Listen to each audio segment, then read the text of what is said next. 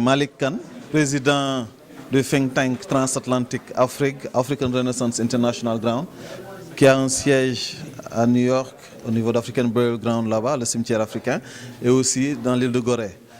Voilà, je suis avec Dr Lorenzo Pes, qui est un éminent intellectuel qui enseigne à l'Université de Texas aux États-Unis, qui est au Sénégal dans le cadre de notre projet, et qui est un artiste qui a fait le design du Chiawara à African Burial Ground dans le cimetière africain à New York aussi. Alors, vous avez regroupé la presse pour un plaidoyer concernant le mémorial de Gorée. Est-ce que vous pouvez y revenir? Voilà, merci. Donc aujourd'hui, nous sommes venus ici se rencontrer dans un lieu symbolique, aussi c'est la CNTS-FC, qui est pour donner une marque syndicale à nos revendications aussi. Parce qu'au niveau d'Afrique, de notre organisation, le think tank qui a fait des études très claires sur l'importance de la reconnexion et de la reconstruction du pont culturel géostratégique entre l'Afrique et les Amériques, a exigé la construction du mémorial de Gorée comme credo et préalable diplomatique pour le retour vers l'Afrique de ses afrodescendants. Et on a eu à parler ici tantôt de l'importance de ce mémorial avec ses différentes fonctions. Vous savez bien mieux que moi que plus de 400 ans, nos ancêtres avaient été déportés dans les Amériques de manière générale. On nous parle de 15 millions, mais le professeur Théophile Obenga parle de 150 millions d'Africains dont cette tragédie concerne des enfants, des femmes, des jeunes. Et il était important pour nous, quelque part en Afrique, à Dakar, qui représenterait tout le continent africain en face de l'île de Gorée, d'ériger ce monument, ce lieu symbolique qui permettait de raconter l'histoire de l'Afrique, par l'Afrique, pour l'Afrique.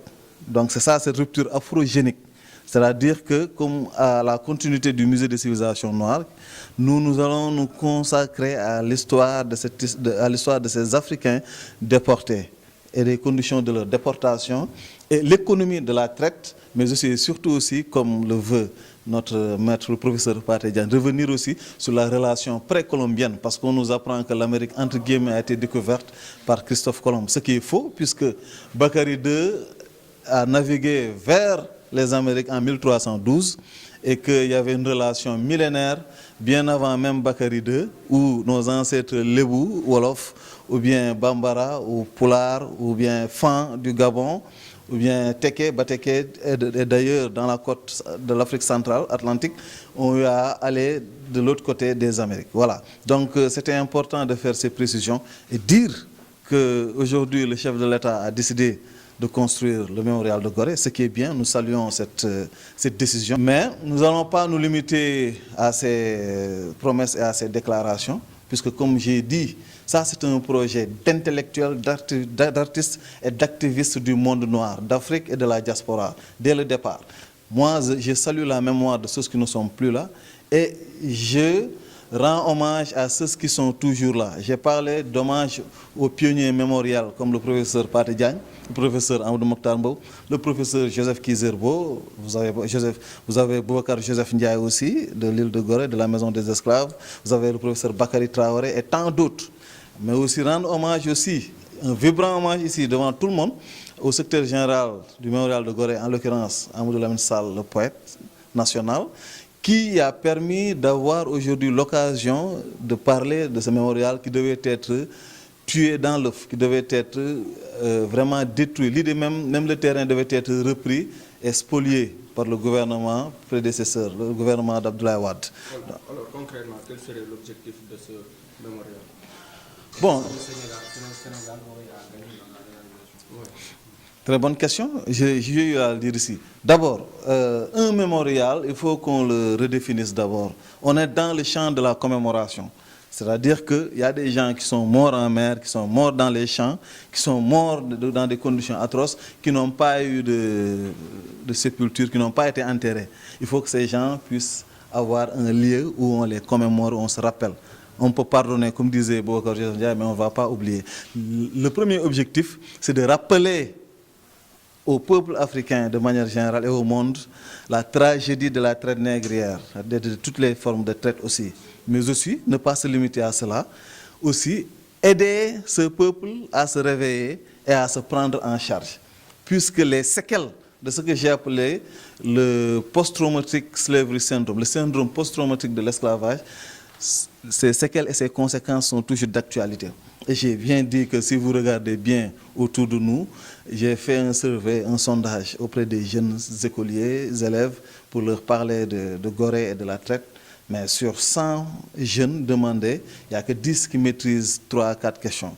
Donc 90 ne connaissent même pas où se trouve Gorée. Ils n'ont même pas été à Gorée. Allez à Kédougou, allez à Matam, allez à Dinguiraï ou ailleurs, vous aurez les réponses à tout cela. Donc le premier objectif, c'est l'enseignement de l'histoire de la traite négrière qui est occultée. Donc le mémorial va enseigner l'histoire de la traite négrière à travers un curriculum bien précis par rapport à ça. Le deuxième niveau, c'est sur le plan économique. Nos frères de la diaspora, les afro-descendants, ont hâte de revenir à leur terre-mère. Mais comme j'ai dit, il n'y a pas encore une plateforme moderne qui leur permettrait de mettre le pas et de traverser le pont pour revenir.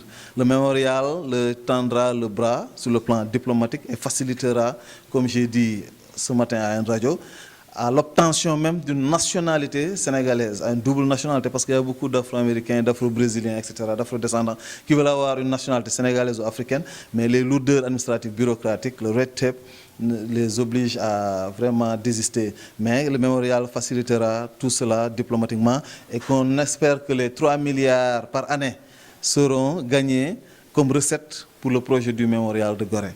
Donc le mémorial de Gorée sera aussi une industrie de tourisme à la relance du secteur du tourisme au Sénégal, puisque le Sénégal n'a que le produit culturel. On parle de balnéaire, etc. Mais en réalité, nous ne pourrons vendre que ce que nous sommes identitairement de manière différente pour une position stratégique, pour une position de différenciation, parce qu'on est dans un monde de globalisation. Le budget du mémorial de Gorée s'élève entre 45 et 50 milliards de francs CFA, c'est-à-dire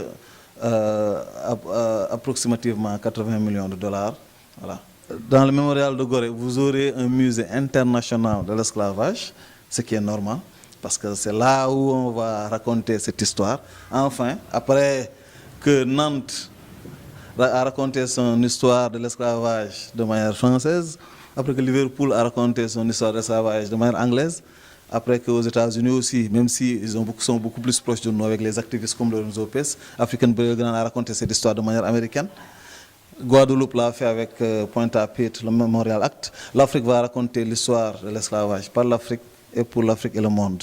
Donc le deuxième musée qui sera en place, c'est le musée de la navigation. J'ai parlé tantôt ici. La navigation, on l'oublie toujours. Et vous savez qu'avant Christophe Colomb et jusqu'à présent même, on a une tradition de navigation transatlantique. D'ailleurs, j'ai travaillé avec un avocat sénégalais basé à New York, Maître Bara Diokhane, qui était l'avocat de 40 jeunes Sénégalais qui ont pris un catamaran, Seine-Benegal, de Gorée à Boston en traversant New York. Ils ont fait 40 jours en mer. Ils ont été emprisonnés aux États-Unis, il était leur avocat, il a exigé leur relax et qu'on leur donne même le titre de réfugié économique, il m'entend. Bon, c'est une longue histoire. L'autre jour, il y a 4 mois, on a vu un autre groupe de jeunes Sénégalais et Cap-Verdiens prendre une autre pirogue, aller jusqu'au Brésil. Et à 40 km des eaux brésiliennes, ils ont été recueillis par les gardes-côtes.